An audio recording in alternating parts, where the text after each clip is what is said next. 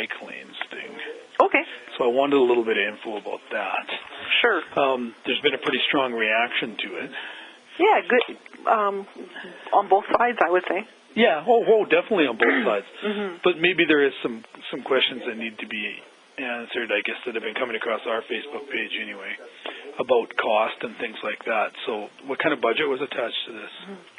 So the initial phase is $40,000. And that's the 4 kilometers? That is the, you know what, I can't tell you. It's the initial, the strip that's coming in along Mountain. Okay. 40,000? Uh-huh.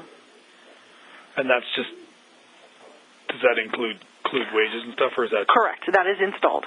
That's installed. So it's the concrete barriers, it is the reflectors, and the labor to install them. Okay. We've gotten some calls at the office here about a lack of consultation with homeowners. Was there any thought given to that process? Yeah, so we talked about it internally, and we did provide notice to the adjacent homeowners. How much notice? It would have went out last week, I believe. Okay, and that's in form of a letter? Correct. Okay. But no thoughts about maybe holding some consultations or anything on this? No. Okay. Now, you've gone to a protected bike lane sort of thing. Why that above paint and education? So we've had a bike route, and there was paint on the pavement. Right. For several years now, and I would say informal feedback was that there was still it was unclear about this level of safety that maybe kids would have. Okay. So there was a group that has been studying this, Steve Sobering, Bill Brenner, and Ryan Vanderheyden, and they went and took a look at some examples in Winnipeg and saw that the protected bike lanes was a lot friendlier around traffic. You can have a lot more confidence that a vehicle wouldn't just, weave in and out of those painted lanes or anything. So it's the protection for the cyclist. Which makes perfect sense. Mm-hmm. But there seems to be a strong reaction to having that cement up, at least the calls we've been getting. So. Yeah, we've also worked with Public Works in terms of maintenance around those and summer and winter maintenance, things like that. So they're semi-permanent, right? They're rebarred in, but not. They are rebarred in, so they are what we're considering as permanent. However, if they need to be adjusted to better suit the needs, there is an opportunity to move them. Okay. Mm-hmm. And how's it going to work with snow clearing? They're just going to make the windrow up and over that, or are they going to be cleaned off in the winter? No, they will be cleaned off in the winter and available for use. So snow is going to the other side of the street? Correct. Okay. Either to the other side of the street or removed, depending on what section of the road it is. Right. What else do I need to ask about this? Okay, yeah, I guess probably a question I had. This is part of a bigger plan, right? That's correct. For the overall city. Is there any thought to sharing that plan? So we've dubbed it as a safe schools route, and our goal is throughout the phases is to connect all the schools, including ACC, through this route. Okay. And this is the first phase of it. And any idea where it's going to proceed from here? I don't have the map in front of me, Sean, but I believe it is going to go on First Avenue southeast. Mm-hmm. So from Ritz through towards City Hall, and then across Main Street and south again. I believe it is on 2nd Street. So to catch Whitmore? To circle through to Whitmore and to Smith Jackson. And we are looking at putting it through on the widest streets possible, putting these protected bike lanes on narrow residential streets are something that we're really trying to stay away from. Okay. So that we don't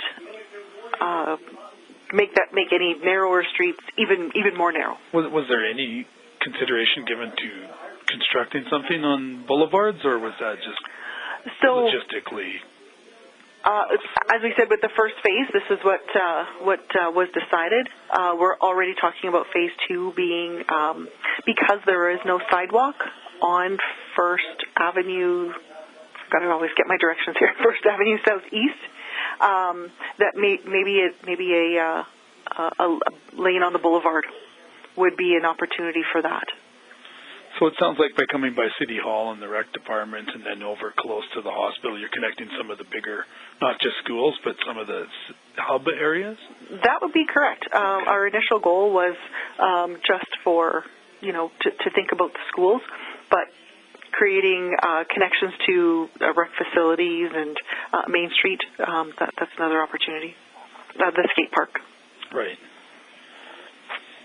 I think that's all I needed about that one, but I just want to talk to you briefly, if you still have some time, about your meeting with the Watson Arts Center and the hazardous materials assessments. Oh, sure.